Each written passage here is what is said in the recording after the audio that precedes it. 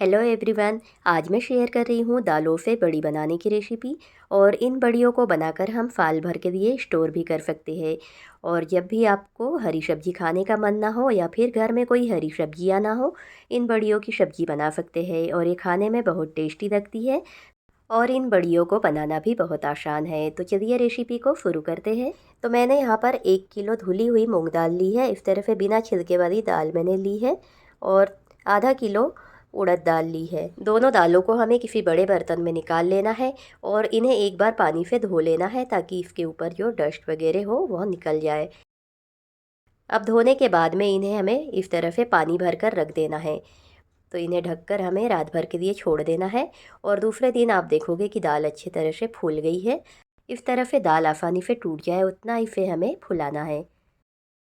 अब इन्हें इस तरह से रगड़ते हुए हमें 2 से 3 बार पानी से धो लेना है।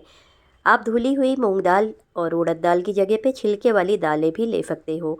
और अगर आप छिलके वाली दालें ले रहे हो तो इस स्टेज पे आपको उन्हें रगड़कर धोते हुए उनके छिलके निकालना होगा, जिसमें टाइम लग जाता है। इसलिए मैंने यहाँ पर धुली हुई दालें ही ली है।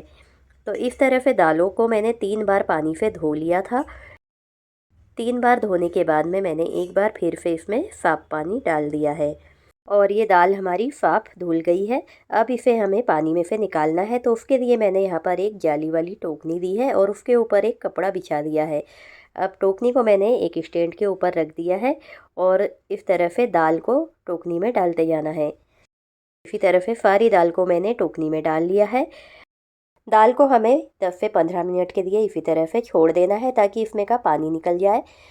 तब तक हम मसाला बनाकर तैयार कर देंगे। तो यहाँ पर मैंने लगभग 4 टेबल स्पून खड़ा धनिया दिया है और 3 टेबल स्पून मेथी दाना दिया है और लगभग 3 टेबल स्पून ही मैंने जीरा दिया है। तो पहले हमें धनिया और मेथी दाना को किसी पैन या कढ़ाई में निकाल लेना है और लो फ्लेम पर इन्हें थोड़ी देर के लिए भून लेना है। और जब थोड़ी देर में ये थोड़ा भून जाए उसके बाद में हम इसमें जीरा डालेंगे। तो इस तरह से लो फ्लेम पर ही इसे चलाते हुए हमें भूनना है।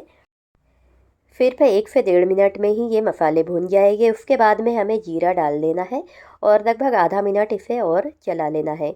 अब गैस की फ्लेम को हमें बंद कर देना है और इन मसालों को ठंडा कर देना है। ठंडा करने के बाद में हमें इन्हें मिक्सी के जार में डालना है और इनका पाउडर बना के तैयार कर देना है। तो ये मैंने इन्हें पीस कर इसका पाउडर बना दिया है। अब इसे हमें एक प्लेट में निकाल लेना है। तो ये हमारा बहुत ही खुशबूदार और टेस्टी सा बड़ी में डालने के लिए मसाला बनकर तैयार है। अब हम एक और मसाला बनाएंगे। तो उसके लिए मैंने 3 से 4 गांठ लहसुन की दी थी और उसे छील लिया है। और यहाँ पर मैंने अदरक को भी छील कर दिया है। तो अदरक को हमें बारीक बारीक टुकड़ों में काट देना है। अब दोनों चीज़ों को हमें जार में डालकर इनका भी एक पेस्ट बनाकर तैयार करना है। तो इस तरह से मैंने अदरक और लहसुन को भी बारीक पीस लिया है। इन्हें भी हम अभी प्लेट में निकाल कर रखेंगे। अब हम दाल को पीस लेंगे। तो उसी जार में मैं दाल को डाल रही हूँ। मैं यहाँ पर थोड़ी थोड़ी दाल पीसूँगी, इसलिए मैं छोटे जार में ही दाल को पीस रही हूँ। दाल को हमें ज़्यादा चिकना नहीं करना है। इसे हमें रुक रुक कर पल्स मोड पर मिक्सी में पीसना है। इस तरह से दरदरी हमें दाल पीसना है। मिक्सी को थोड़ा चलाना है और फिर बंद करना है, फिर थोड़ा चालू करना है और बंद करना है। इसी तरह से रुक रुक कर हमें मिक्सी को चलाते हुए पीसना है। एक बार की दाल पीसने में हमें लगभग 15 से 20 सेकंड ही लगते हैं। तो इसी तरह से मैंने सारी दाल को पीस कर तैयार कर दिया है। आप चाहे तो इसे सिलबट्टे पर भी पीस सकते हो। अब जो हमने मसाले बना कर रखे थे उन्हें हमें दाल में डाल देना है। तो यहाँ पर मैंने अदरक लहसुन का पेस्ट और जो हमारा सूखा मसाला था दोनों इसमें डाल लिए हैं। दोनों मसालों को डालने के बाद में इस तरह से हाथों से दालों में इन्हें अच्छे से मिक्स कर देना है। इस तरह से मसालों को दाल में मिक्स करने के बाद में अब हम 2-3 मिनट के लिए हाथों से इस तरह से इसे फेंट देंगे। इस तरह से दाल को थोड़ा फेंट कर बड़ी बनाते हैं ना, तो वह अंदर से बहुत खस्ता बनती है। और जब हम सब्जी बनाने के लिए बड़ी को तोड़ते हैं तो बहुत आसानी से टूट भी जाती है और सब्जी भी जल्दी पक जाती है। तो चलिए अब हम बड़ी बनाना चालू करते हैं। तो यहाँ पर मैंने बड़ी बनाने के लिए एक छिबला लिया है और हमें एक कटोरी में पानी रखना है। और पहले हमें हाथ को पानी से गीला करना है और बड़ी वाला जो मिक्स है उसे इस तरह से थोड़ा सा लेना है। हाथ पे पानी लगाने से जो बड़ी वाला मिक्स है वो हाथ पर चिपकता नहीं है।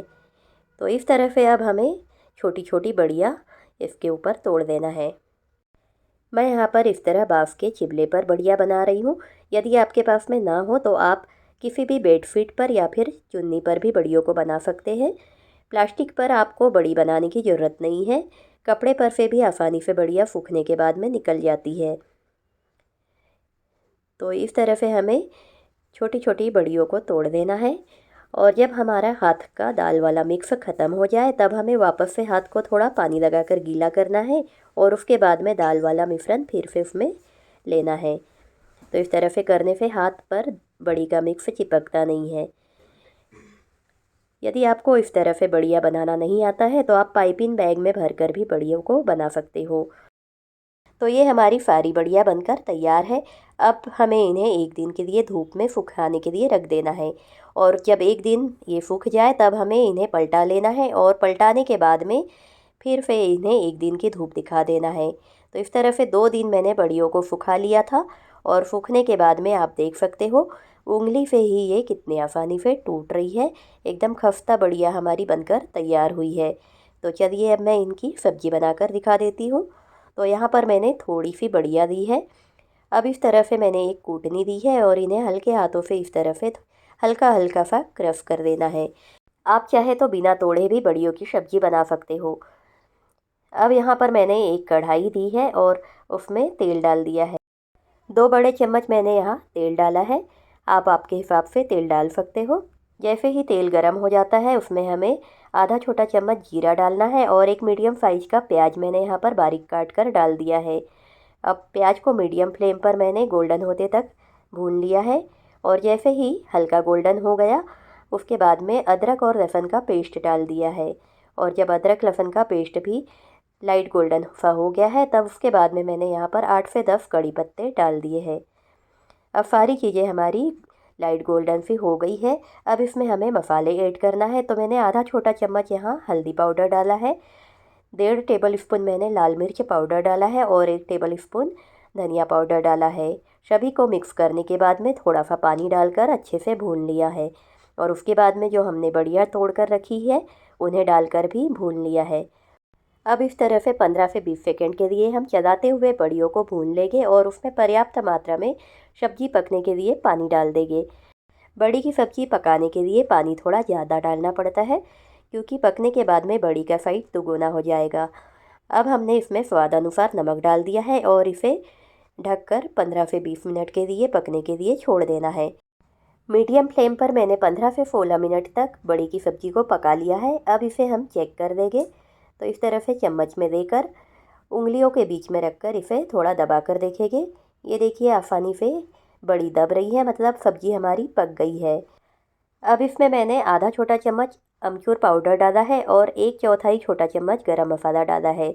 दोनों चीज़ों को मिला लेंगे और लास्ट में हम बारीक कटा हुआ हरा धनिया डाल लेंगे। अब हमें गैस की फ्लेम को बंद कर देना है और सब्ज़ी को मिक्स कर देना है। तो यहाँ पर मैंने थोड़े रसे वाली सब्ज़ी बनाई है। आप इसे सूखी बनाना चाहते हो तो पानी को पूरा औटा सकते हैं। बड़ी की सब्ज़ी को 2 प्रकार से बनाया जाता है। यदि आपको सूखी सब्ज़ी पसंद है तो आप पानी पूरा औटा सकते हैं और यदि थोड़े रसे वाली पसंद है तो इस तरह से बना सकते हैं। बड़ी की सब्ज़ी बनाने के लिए हमें बहुत सारी तैयारी करने की ज़रूरत नहीं पड़ती है। बहुत कम समय में ये सब्ज़ी बनकर तैयार हो जाती है। तो यदि आपके पास में कम समय है और जल्दी सब्ज़ी बनानी है तब भी आप इस सब्ज़ी को बना सकते हो। या फिर हरी सब्ज़ियाँ ख़त्म हो गई है तो भी इस सब्ज़ी को बना सकते हैं। या फिर कई बार हम हरी सब्ज़ियाँ खाकर बोर हो जाते हैं तब भी इस सब्ज़ी को आप बना सकते हो। आप इन बड़ियों को बनाकर एयर टाइट डिब्बे में भरकर साल भर के लिए स्टोर भी कर सकते हो। तो फ्रेश, अगर आपको आज का ये वीडियो पसंद आया हो तो वीडियो को प्लीज़ लाइक ज़रूर कर दीजिए और ज़्यादा से ज़्यादा शेयर कीजिए। और अगर आप मेरे चैनल पे न्यू हो तो चैनल को सब्सक्राइब ज़रूर कर दीजिए और नीचे जो बेल बटन है उसे प्रेस कर दीजिए ताकि आने वाली वीडियोस की नोटिफिकेशन आपको मिलते रहे। तो मिलते हैं अगले वीडियो में नई रेसिपी के साथ। और वीडियो को लास्ट तक देखने के लिए आपका बहुत बहुत धन्यवाद।